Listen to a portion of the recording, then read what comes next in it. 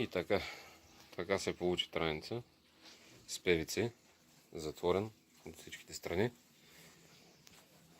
Ето. Приказка.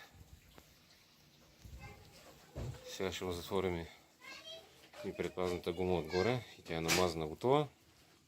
И всичко ще бъде окей. И така. И държачите са залепени. Не се притеснявайте тук, ако са криви. Като се нагреят, на лодката се изправят. И всичко е тип-топ. Предстои монтажа му. Това е следващия път.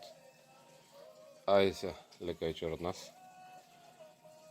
Чао, до нови срещи.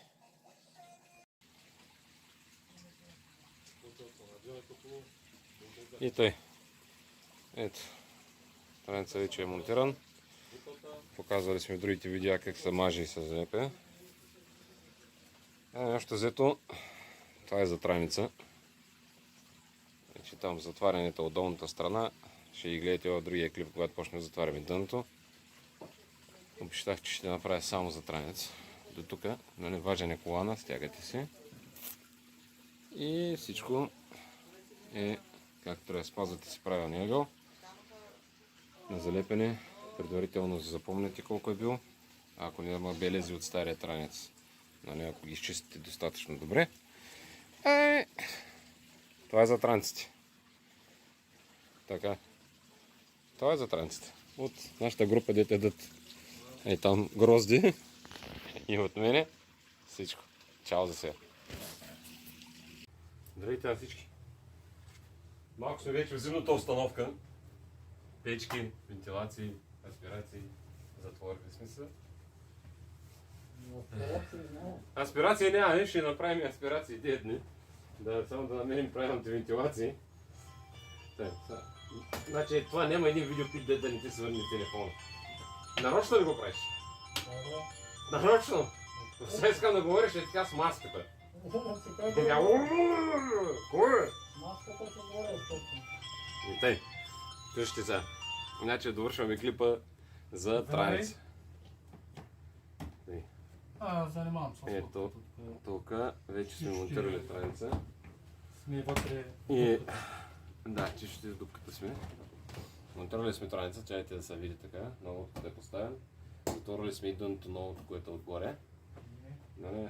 Има клипове достатъчно за това как самият транец хваща към самата лодка. Не съм сигурен дали го няма в някои от клиповете, дето предстоят преди това.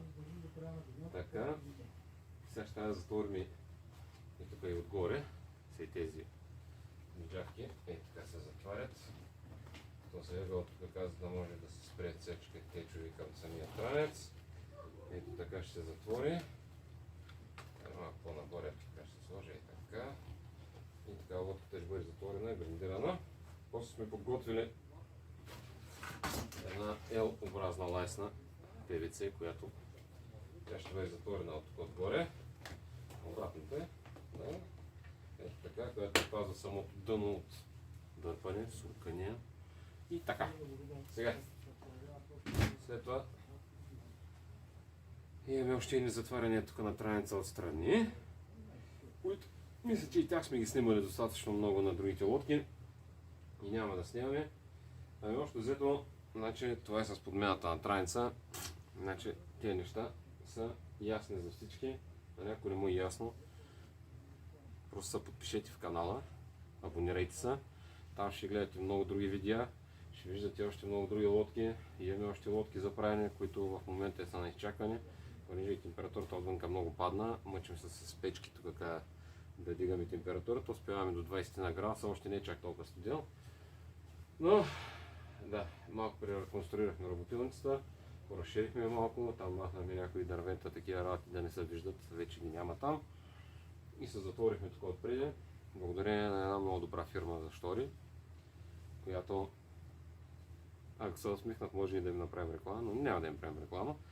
Просто си ги поръчахме шторите и момчето ни ги направи, монтирахме ги, това, което искахме ние, това направи. Лодките е хубаво да стоят на топло.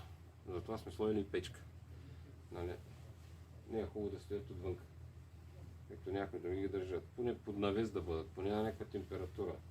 Значи вече на трета седмица тая лодка въздух не е пуснала.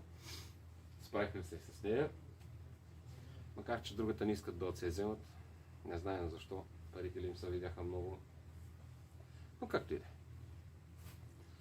Не искам да го коментирам това сега. Ами продължаваме ни, понеже трябва да вършим тази лодка. Леферите ги изтървахме. Се надяваме, че я направим за паламудите. Ако има паламуди. Ами, чао за сега. Малко кофти записа с тези лампи отзади. Но ще измисля къде ще снимам в следващия път, за да може всичко да е окей. Чао за сега. До нови срещи и се абонирайте за канала. Ще има интересни неща. Чао!